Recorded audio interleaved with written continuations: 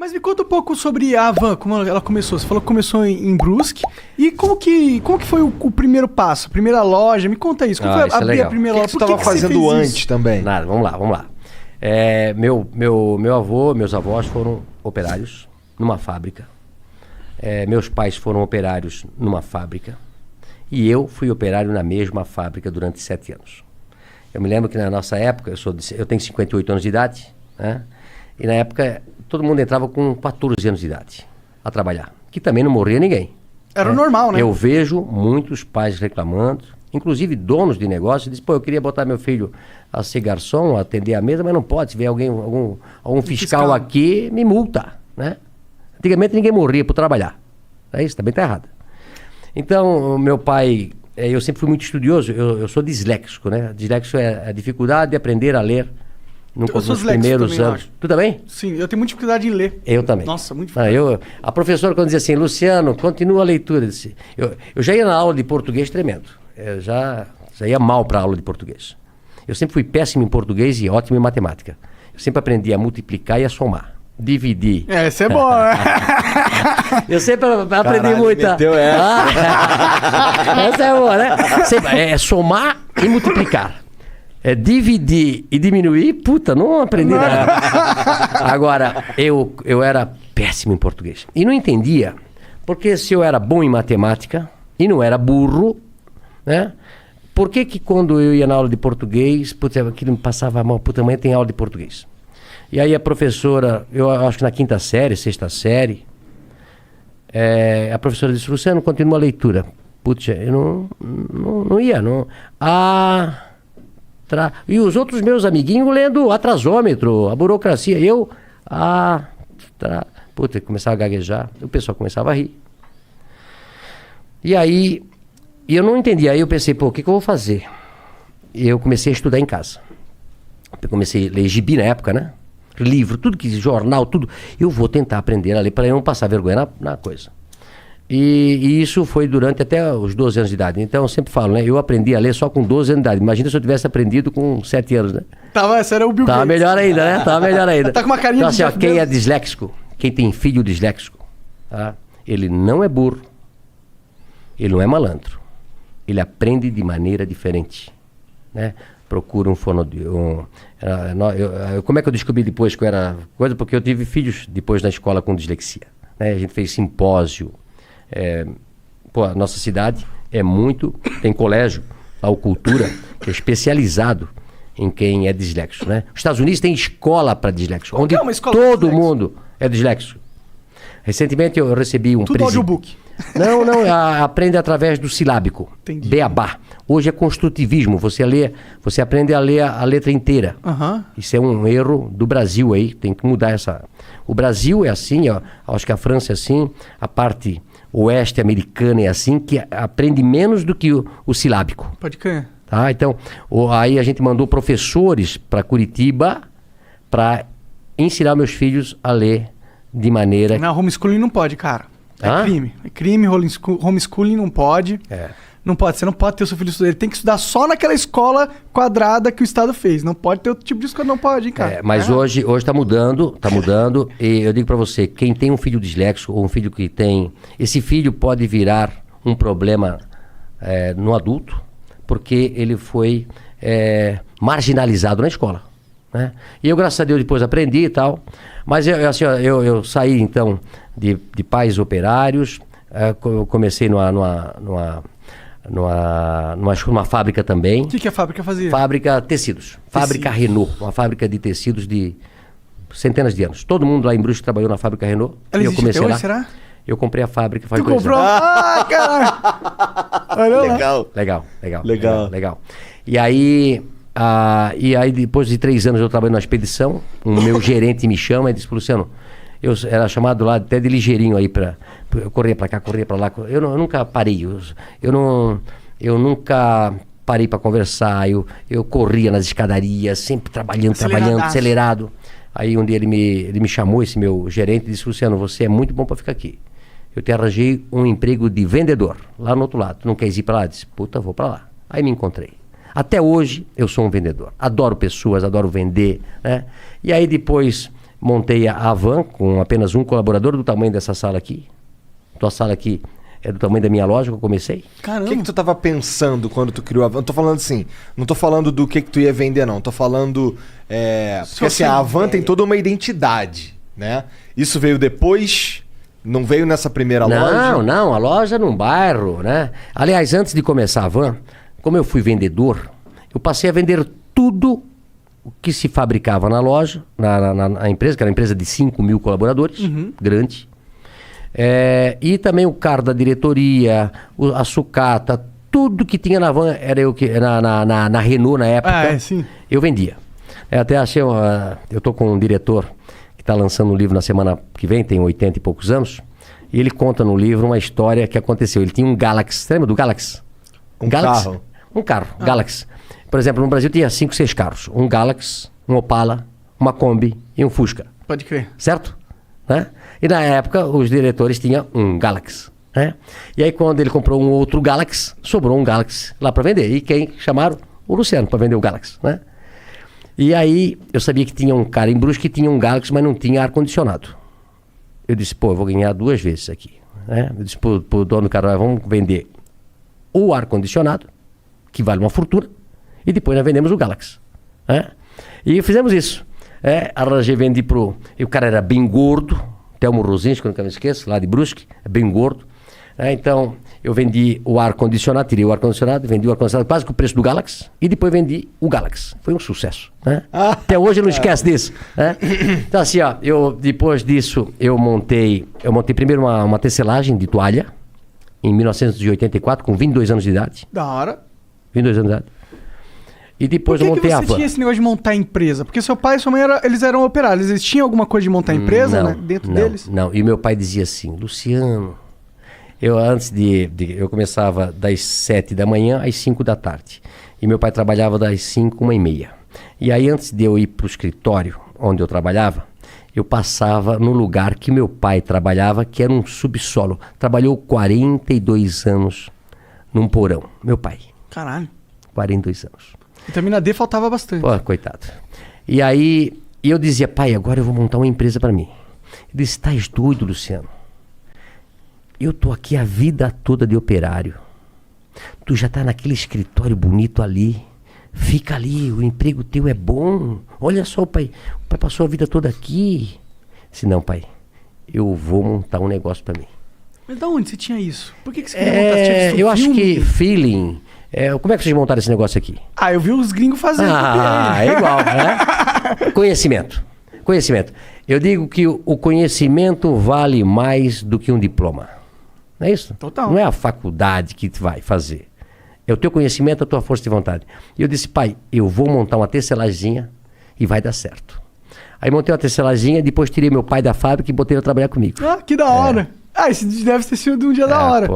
Mas você já pagando salário pra ele ou ele foi com uma aposta? Claro. Assim? Não. Eu fiquei um pouquinho melhorzinho, né? Entendi. Porque no começo, eu até falo hoje sobre ser empresário, né? Eu soube que aqui vocês também, quando começaram, dá prejuízo. Não, porra. 2 anos de prejuízo. Tu começa, não tem hora pra trabalhar, não tem dia pra trabalhar, não paga hora extra pra gente, e muitas vezes dá prejuízo. E muitas vezes você quebra e perde tudo que tinha. É verdade. Então, como eu tinha 22 anos de idade, eu vou tentar. Não tinha namorado, não tinha casado ainda, nada. E a tecelagem foi muito bem. Tirei meu pai da fábrica. E aí depois, 2 anos depois, montei a Van. 1986, com 24 anos. Eu e Vanderlei. A Van. Hang e Vanderlei. Um sócio que eu tive durante 5 anos. Entendi. Mas o que aconteceu com a tecelagem? Ela cresceu? Não, aí a tecelagem trabalhei durante até 90 e pouco, uns 10 anos. Tendo a Van junto. Junto, né? Entendeu? E depois eu vendi a tecelagem. Entendi. Quem que era esse seu sócio aí do começo? Vanderlei. Quem que... Era um supervisor de vendas que trabalhava comigo na Renault. Entendi. Aí ficamos 5 anos juntos, separamos, ele tem a empresa dele hoje e a Van continuou. Pode crer, ele meio que comprou tua parte, é isso? Não, não, na realidade a gente dividiu, ele fez a Vantex e eu continuei com a Van. Pode crer. O que faz a Vantex? A Vantex vende tecido ainda hoje. Entendi. Pode crer. E aí, como que foi essa primeira loja? imagino que deve ser legal pra você ter um negócio físico, receber clientes. É diferente da tecelagem que você fazia antes, que é negócio pra empresas, né? A tecelagem você vende pra alguém vender, né? Isso. E também é engraçado o seguinte, olha só. Eu comecei a tecelagem fazendo tecido para roupa de cama. E aí um dia eu fui vender a roupa de cama para um atacadista. Fui eu e meu pai, pobre, sem dinheiro, precisava vender aqueles paninhos para poder comprar fio. No começo assim, eu tinha um Fiat amarelo ovo, 4 pneus quadrados, não tinha dinheiro para comprar. Na época era câmara de ar, né? Furava, o pneu já gastou todo. Ele solta a cinta, um pneu velho, quando ele está tudo gasto, ele solta a tinta e começa a sair os ferrinhos para fora. É isso? Eu tive carro assim. Um Fiat amarelo, 147. E aí eu fui vender as pecinhas com meu pai. E aí eu cheguei lá nesse lugar e o cara disse, olha, eu pago R$10 essas tuas pecinhas de pano aí. E o preço era 20. Eu disse, pô, mas o meu custo é 20, eu não posso vender por 10. Não, mas é o que eu pago. Tá bom, vendi as pecinhas, precisava de dinheiro. Aí falei pro meu pai, passa esse trabalho todo, tem que comprar fio, tem que fazer o pano, tem que tingir tudo. Aí me custa 20. Eu venho daqui e venho vender por 10. Aí o cara pega por 10 e vende por 100. Eu disse, meu negócio não é fazer tecelagem, meu negócio é botar uma loja. E montei a Van por isso. Tu acredita? Faz sentido. Falou, pô, vou entrar na linha que ganha mais. A Van cresceu com muito mais velocidade, né? E aí de uma loja de um funcionário, comecei com um funcionário, passei 3 anos depois para uma loja de 3 mil metros quadrados, e depois era tanto movimento que a gente fez a primeira Van com a fachada da Casa Branca. Mas, pô, me conta um pouco mais sobre a primeira loja. O que você vendia exatamente nela? Nós montamos a primeira loja e nós vendíamos tecido, em metro, tecido. Tecido em metro. Tecido. Como eu era vendedor de tecido, né? Aí eu montei a loja de tecido, e aí Brusque se tornou um polo de confecção, ainda é hoje. Hoje, Santa Catarina é o maior polo têxtil do Brasil, passou São Paulo. O maior produtor têxtil do Brasil é Santa Catarina. E nós, lá na época, em 86, montei um atacado para vender para confecções, que começaram a vir ônibus para nossa região para comprar. Por isso que eram vários ônibus. Isso. Entendi. E aí a gente começou a vender tecido naquela lojinha, aí montou a loja de 3 mil metros, depois montamos uma loja... Essa de 3 mil metros era o quê? Só tecido também? Só tecido também. Aí depois comecei com cama, mesa e banho. Aí fiz a loja de 8 mil, aí quebrou uma empresa próxima, a gente comprou. Aí quebrou depois um shopping e hoje nós temos 55 mil metros quadrados. É a maior loja do Brasil. Talvez a maior loja da América Latina. Que da hora. Tem 3 salas de cinema, 2 praças de alimentação. Nossa, é um shopping. É um shopping, literalmente. Só que você compra tudo num só lugar, né? Como vocês conhecem lá de Curitiba. Quando que deu esse pulo de tecido pra ter tudo, móvel, talher, roupa? Isso foi aumentando a loja, a gente foi escutando os clientes, aí começamos a botar cama, mesa e banho, aí começamos a botar tapete, aí depois... olha só como é que as coisas. Aí começa a namorar com a Andréia, aí foi passando os anos, ela vai ficar louca comigo que eu vou falar. Vai, eu quero ouvir agora. Aí ela Como chegou... É teu nome, cara? Lucas. A cara do Lucas. A cara do Lucas. Caralho. Aí um dia a André disse, olha, você estás me enganando aí faz 6 anos. Tem que casar. Eu disse, não tenho tempo. Tem que trabalhar 24 horas por dia. É uma loucura. Tem dia 150 horas por dia. É uma loucura, Tu tava lá na frente, na loja direto. Não, direto. Eu ia dormir 1, 2, 3 horas da madrugada, porque eu importava muito na época da Coreia e tal, e lá é o inverso. Sim. Né? Então eu ia dormir muito tarde, e no dia seguinte acordava cedo, e não conseguia, sábado, domingo, feriado. Aí eu disse, não, mas tem que casar. Eu pensei, sempre vou casar no inverno, para se fazer uma festa, é frio, né? Não vou casar no verão. E foi a dar um jeito de nós casar em dezembro. Que é verão. Verão pra cacete. Né? E aí casamos, e eu, por sorte, tinha escutado um senhor me falar que um lugar lindo, maravilhoso, era a África do Sul. Aí marquei a viagem para a África do Sul, casei no sábado, fui para a África do Sul no domingo, cheguei na segunda e voltei na sexta. Ou seja, fiquei 3 dias na África do Sul. Lua de mel rapidinho. Mas lá era o hub na época, de todos os aviões que iam pro Oriente. Para Coreia, para Taiwan, para Hong Kong, para China. Isso 2005. 95. Vai fazer 26 anos de casado. Aí eu comecei a conversar com outro, eles falando loucos, dizendo quanto custavam os produtos lá. Centavos. Eu disse, não é possível. Liguei para Brusque e eu estava sentado lá no coisa. Marca uma reunião para segunda-feira às 8 horas da manhã que arranjei um outro negócio. Ou seja, o casamento foi um ótimo negócio. Eu digo isso pra ela, fica louca. Que bom, Até na hora de casar eu arranjei um negócio. Isso daí foi quando... Esse negócio era conversando com os caras lá. Porque eles tinham os com as pessoas que... lá. Os aviões chegavam do mundo, paravam na África do Sul, fazia o transbordo, ficava esperando outro avião e iam pra lá.